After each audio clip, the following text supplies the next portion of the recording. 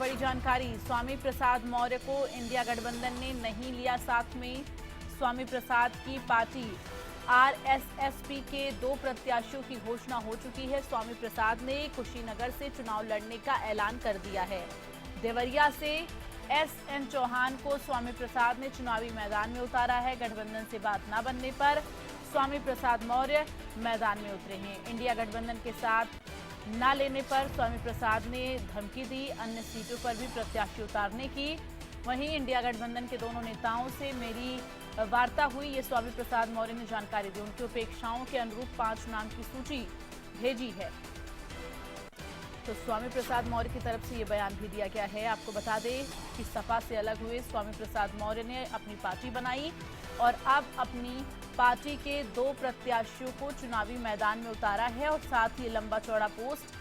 आपको बता दें कि सूची जो है वो भी उन्होंने जारी कर दी है। तो ऐसे में 2 प्रत्याशियों की सूची जो है जारी की है।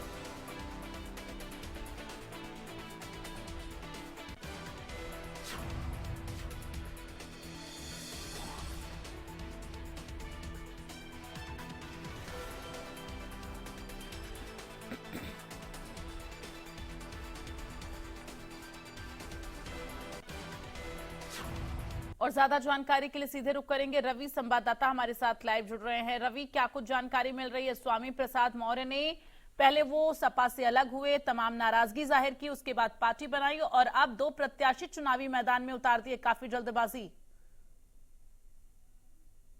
जी बिल्कुल, स्वामी प्रसाद मौर्य ने अपनी पार्टी बनाई है, राष्ट्रीय स्वतंत्र समाज पार्टी, और इनकी साफ तौर पर कहना है कि इंडिया गठबंधन के साथ में थे और इन्होंने करीब 5 नामों को लेकर जो इंडिया गठबंधन के दोनों ही बड़े दल यानी समाजवादी पार्टी और कांग्रेस को दोनों की लिस्ट दी थी, लेकिन अभी तक उन नामों को लेकर अभी तक कोई भी ऐलान नहीं किया गया। इंडिया गठबंधन की दोनों ही दल, चाहे समाजवादी पार्टी हो या कांग्रेस के बाद हो, काफी इंतजार के बाद अब स्वामी प्रसाद मौर्य ने 2 नामों का ऐलान किया है जो कि पार्टी की तरफ से चुनाव लड़ने जा रहे हैं। स्वामी प्रसाद मौर्य अपने कुशीनगर से चुनाव लड़ेंगे। उसके अलावा देवरिया से एसएन चौहान को उन्होंने प्रत्याशी बनाया। उन्होंने ये भी कहा है एक एक्स पोस्ट के जरिए कि जल्द ही और बाकी प्रत्याशियों के भी नामों का ऐलान करेंगे। उन्होंने ये भी कहा कि जिस तरीके से आजाद समाज पार्टी है चंद्रशेखर के, उसके अलावा जो कबीर आबादी पल्लवी पटेल है, जिस तरीके से वो इंडिया गठबंधन के साथ नहीं थे, तो क्या माना जाए कि स्वामी प्रसाद मौर्य भी इंडिया गठबंधन में नहीं है। हालांकि ये जिस तरीके से उन्होंने दोनों प्रत्याशियों के नामों का ऐलान किया, जिसमें स्वामी प्रसाद मौर्य खुद है, उसके अलावा उनके देवरिया से दूसरे प्रत्याशी एसएन चौहान है, उनका उन्होंने नाम का ऐलान किया है। उन्होंने ये भी कहा है कि जल्द ही वो बाकी के जो प्रत्याशियों के नामों का ऐलान करेंगे। यानी स्वामी प्रसाद मौर्य है अब अपनी पार्टी के साथ चुनावी मैदान में है। देवरिया से जहां उनके जो पार्टी के जो प्रत्याशी हैं जैसे चौहान वो रहेंगे, और उसके अलावा स्वामी प्रसाद मौर्य खुद ही जो पार्टी प्रमुख है राष्ट्रीय स्वतंत्र समाज पार्टी के, वो कुशीनगर से चुनाव लड़ने जा रहे हैं। इसका नाम का उन्होंने ऐलान है वो कर दिया है। जी रवि, जिस तरह से 2 प्रत्याशियों का ऐलान स्वामी प्रसाद मौर्य ने किया है, उसके बाद से उस सीट से किस तरह के सियासी समीकरण बनते बिगड़ते नजर आ रहे हैं? चूंकि देखिए, एक तरफ जहां कांग्रेस और सपा है अभी अपने पार्टियों को ज्यादातर सीटों पे नहीं प्रत्याशी जो है उतार पाई है, लेकिन वहीं अगर हम बात करें स्वामी प्रसाद मौर्य, वो नई पार्टी बनाते हैं और तुरंत प्रत्याशियों का ऐलान भी कर देते हैं। फिलहाल समीकरण किस तरह से बनते बिगड़ते नजर आ रहे हैं? देखिए, बिल्कुल अगर हम उनके पोस्ट की बात करें तो पोस्ट उन्होंने साफ तौर पे जिक्र किया है कि कुशीनगर की जनता चाहती है कि वो कुशीनगर से चुनाव लड़े, और इसी के चलते ही अब उन्होंने कुशीनगर से चुनाव लड़ने का ऐलान किया है। और बिल्कुल उन्होंने ये भी साफ कर दिया है कि इंडिया गठबंधन के साथ वो पहले खुद को मान रहे थे, लेकिन जिस तरीके से इंडिया गठबंधन के दोनों ही बड़े दल थे, कांग्रेस की बात करें समाजवादी पार्टी की बात करें, तो वापस में सीटों का बंटवारा जरूर कर लिया और बाकी के जो दल थे जो कि पूर्व में सहयोगी रहे हैं उनकी अनदेखी की गई। और स्वामी प्रसाद मौर्य ने खुद को की अनदेखी करने की जो बात है वो उन्होंने एक्स के जरिए कही है। अब उन्होंने एक्स के पोस्ट के जरिए कही और उन्होंने अब ये भी साफ किया है कि अब वो अकेले ही चुनावी मैदान में जाएंगे।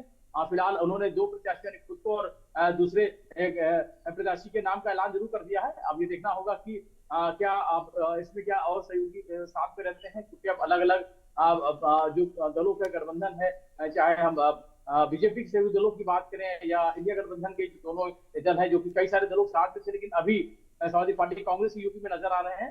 अब उसके बाद अब बाकी जो दल थे जो उम्मीद लगा के बैठे थे इंडिया गठबंधन का हिस्सा है, वो भी अलग अलग अपनी राजनीति में वो आगे बढ़ा रहे हैं।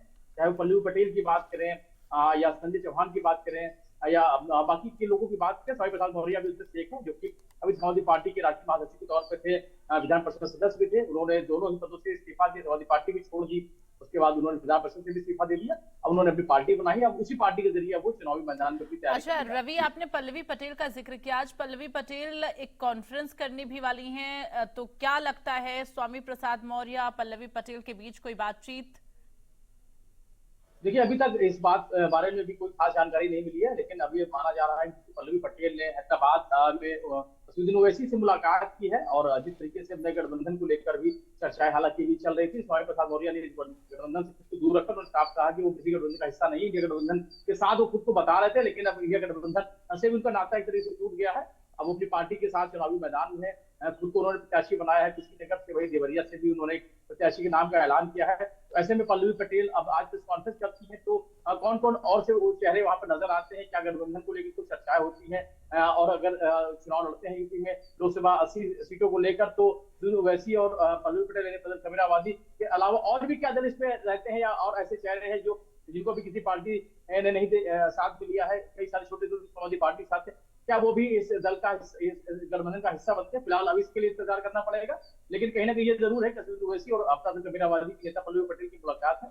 अब वो कहती है कि 80 लोकसभा सीटों की जो राह वो इतनी आसान नहीं होने वाली सभी के लिए, क्योंकि अभी और भी चेहरे हैं जो चुनावी मैदान में आने वाले हैं। ये देखना होगा किस तरीके के चुनाव की राजनीति है, क्योंकि तारीख को घोषणा हो चुकी है, अब चुनाव भी बिल्कुल सर पे है। तो ऐसे में देखना होगा कि किस तरीके से इस चुनाव की जो तस्वीर है वो सामने आती है। जी चलिए, अपनी नजर बनाकर रखिएगा रवि। तमाम अपडेट आपसे